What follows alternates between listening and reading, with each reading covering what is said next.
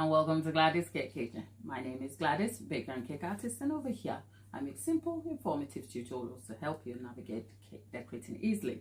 There is a collection of tutorials where I have created some recipes, decorated some cakes for you to pick up some tips to help yourself along your baking and decorating journey.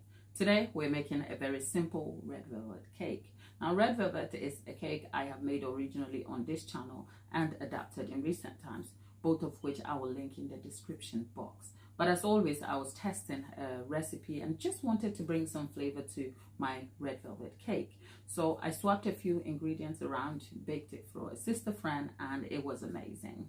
Looking back at it, I thought if you're one who would like a red velvet cake with a note of flavor, not just limited to the chocolate notes that is normally in red velvet, then perhaps this is the video you want to watch.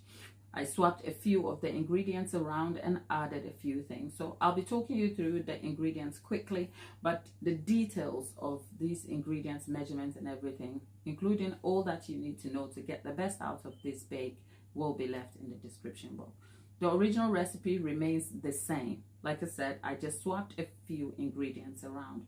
Red velvet tends to be the cake that receives a lot of slack for either being a chocolate cake with a touch of food coloring, or perhaps a cake that is too overrated. But a good red velvet cake will go a long way. So for the recipes, the sugar, I have just swapped parts of it with brown sugar to bring moisture and also flavor to the cake. And also for the baking fat, originally in the recipe, I've swapped a bit of that for oil, which also adds a touch of moisture and tenderizes the bake. So this cake is not just a good flavorful cake, but also has a great crumb and texture. And I'm excited to talk you through the entire process from start to finish. Perhaps at the end of making the batter, we'll come back and see what our cake looks like. So without having to waste your time, let's get right into baking. And over here, I'm just going to put the baking fat and the sugar with a touch of vanilla here. Now, one of the ingredients that I've seen swapped around also is this particular vanilla flavor. When I first bought this vanilla flavoring here, I came on here to pan it because I didn't get the best out of it for what I needed it for. However, in recent times, I realized that it adds a good flavor to a chocolate cake, and I have since swapped it around for my red velvet cake, which also has an intense caramel-ish flavor to it. So if you like a flavorful red velvet cake, this is the video you want to watch.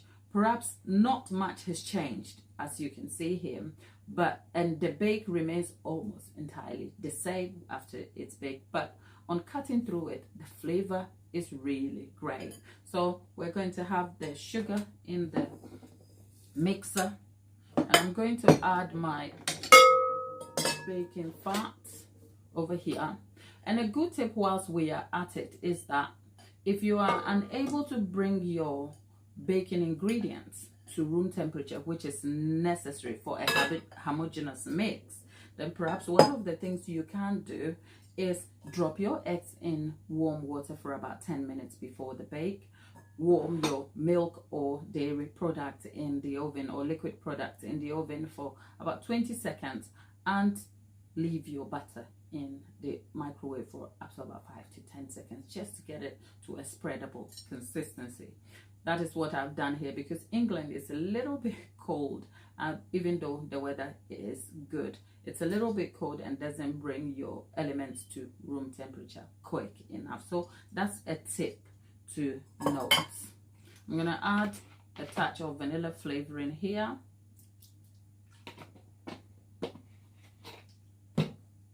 And we're going to get to mixing.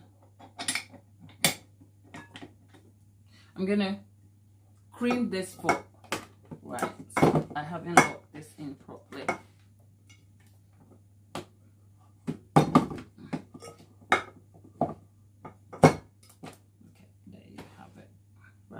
I'm going to cream this for about 5 minutes, and then I'll be adding in the oil for that to cream for 3 minutes altogether.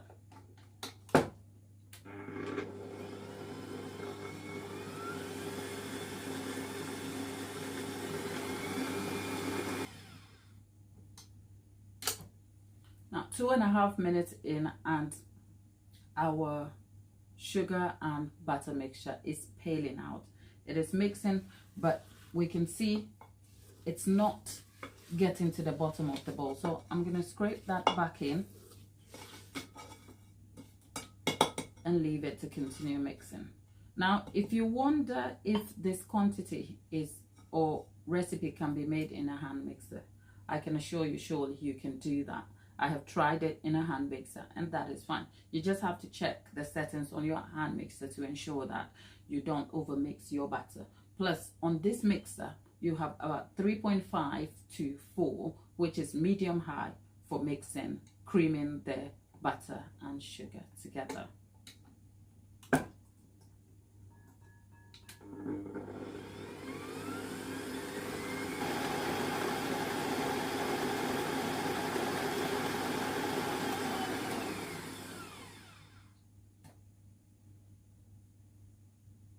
With our sugar and butter creamed, it is time to add the oil into it, which I will leave to cream again for another 2 minutes before I add the ingredients.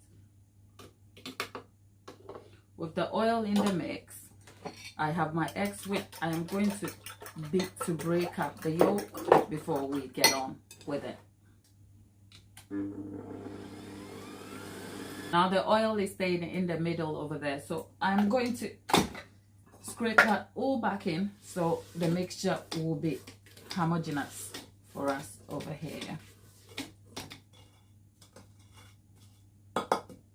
Just because it is brown looking doesn't mean it will change the color of our bake at all. In fact,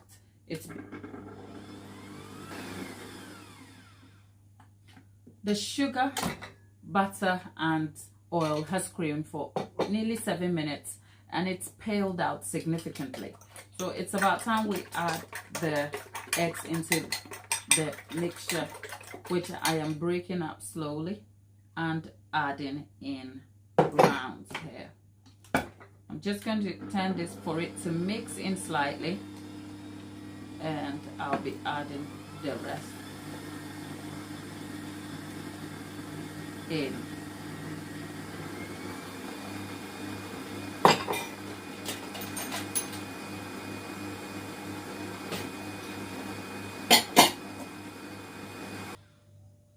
A good tip to help you get the best out of your bake is to let your eggs beat for a little bit longer. So for me, I allow my eggs to go another minute or minute and a half for when I have added in the eggs. And a good tip is to add your food coloring to your liquid ingredient, which in this case is buttermilk.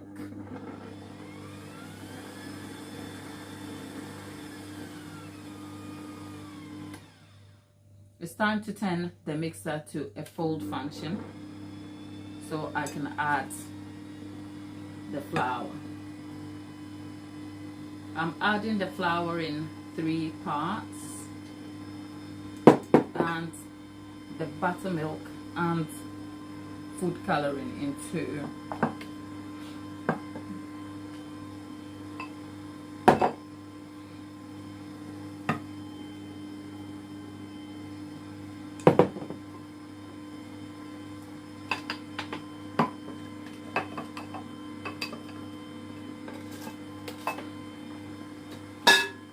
This cake here is so intensely flavorful and so moist.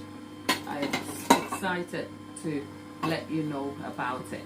So I'm adding the final bit of the flour, and just about when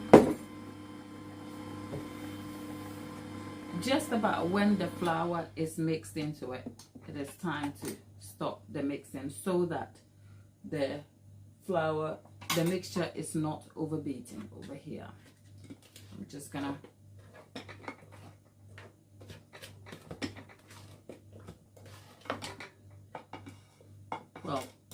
I see parts of my chocolate in the flour ended up on this side, making for a very messy mix over here, but we're just going to ignore that. I'm also going to add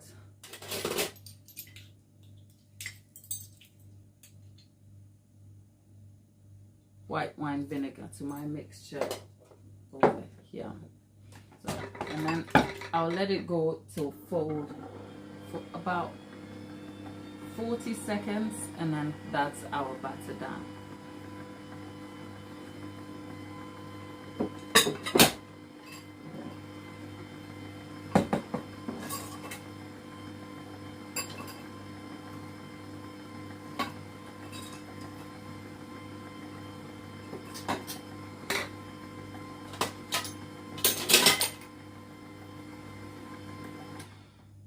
That's our batter done, and I'm going to split it between two pre-lined 7-inch cake tins. I think I am gonna get a little part of me wants to dig my hands in here to wipe the batter off. Does any cake maker feel the temptation to want to do that though? Yeah, there you go.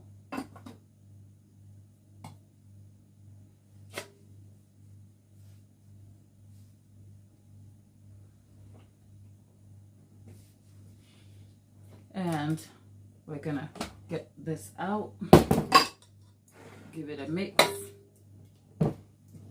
Now once you get it off the mixer, you want to get into the bowl to make sure that you've gotten every ingredient so that everything mixes homogeneously in before dividing into the cake pans. But you want to be careful not to overmix it though. So got enough here.